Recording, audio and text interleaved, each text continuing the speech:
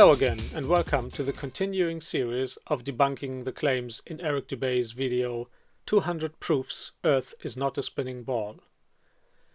In the first episode we have looked at the horizon, the amount of curvature we would expect to see, and looked at some instances where such curvature was actually observable.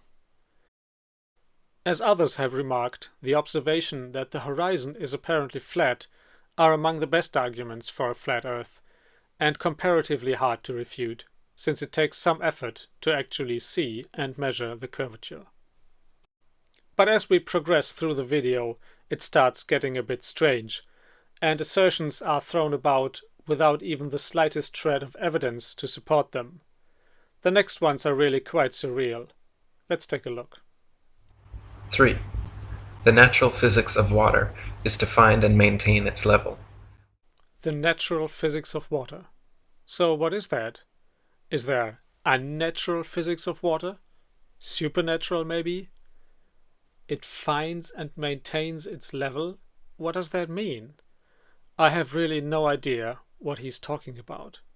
I think we need a small refresher course in elementary mechanics. Water between roughly 0 degrees Celsius and 100 degrees at normal atmospheric pressure is a liquid. It has mass. That means it is attracted by other objects with mass. The largest gravitational force we experience is Earth's, by many orders of magnitude. This whole proof is a typical argument from incredulity. I always see water being flat, as far as I can measure, so I cannot imagine that it can ever be anything other than flat, and so Earth must also be completely and totally flat. The first problem with this is that water always finds its level is just an assertion, and it doesn't really mean anything for water to find something. For large bodies of water, the predominant force is gravity. All water is pulled towards the center of the Earth. Wherever some of it is higher than its surroundings, it will move around so that it eventually comes to rest in a position of lowest energy. On everyday scales, that normally means a flat and level surface. But on small and very small scales, such as tiny drops or water in narrow capillaries, water appears to defy gravity. Tiny drops in the air, commonly known as fog, take a very long time to sink because their mass is so low and air resistance is comparatively high. In capillaries, adhesion between the vessel and the liquid will pull the surface upwards near the edges. If Earth were a giant sphere tilted, wobbling, and hurtling through infinite space, then truly flat, consistently level surfaces would not exist here.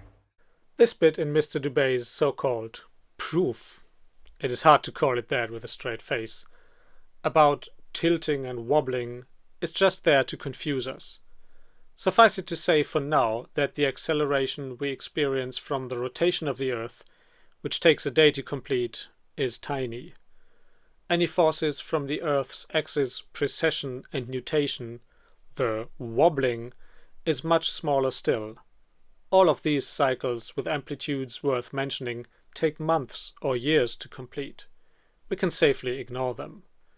I may make some calculations on the relative scale of forces in a separate video. What are consistently level surfaces anyway? How level is level?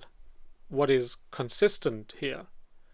Normally we would take consistent to mean not self-contradictory, but we will run into a slight problem with that, as we shall see.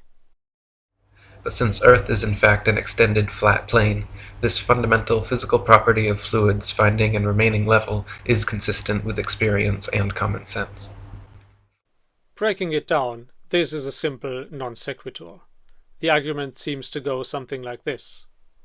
Water on small scales appears flat, and since water on large scales being completely flat is consistent with the Earth being flat, the Earth is flat. To see the problem with this extrapolation, we will take a look at how much curvature there is on small water surfaces. Let's take a pool of 50 meters length and try to measure the flatness of the surface. How precise can we measure that? perhaps we can try shining a laser beam across its surface. And on a calm day, maybe we can measure it to a precision of 0.1 millimeters. We would probably find it to be completely flat within our measuring precision. But we cannot then just go along and say, we cannot measure any bulge, therefore we know that all water, anywhere, will always be absolutely flat. It could still be that it would be curved below our measurement threshold, or that it would be curved over much longer distances.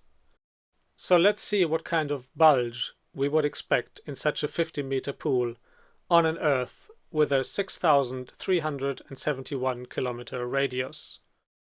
The math works out to the water surface at the center of the pool being 0.000049 meters higher than at the edges. That is 49 micrometers, or less than a 20th of a millimeter. It is undetectable by the unaided eye, and we could not hope to measure it in a real-world swimming pool, although we probably could in a tightly controlled lab environment. In a 2-meter bathtub, the water level would be 0.00000008 meters, or 18 nanometers higher in the center. In an experimental apparatus of around 10 centimeters, the bulge would be around 0.2 nanometers, or about the size of a single water molecule. That is, for all intents and purposes, undetectable. So yes, in real life, when we have to deal with water, we can assume its surface to be absolutely flat, do very precise calculations with that assumption, and not introduce any error worth worrying about.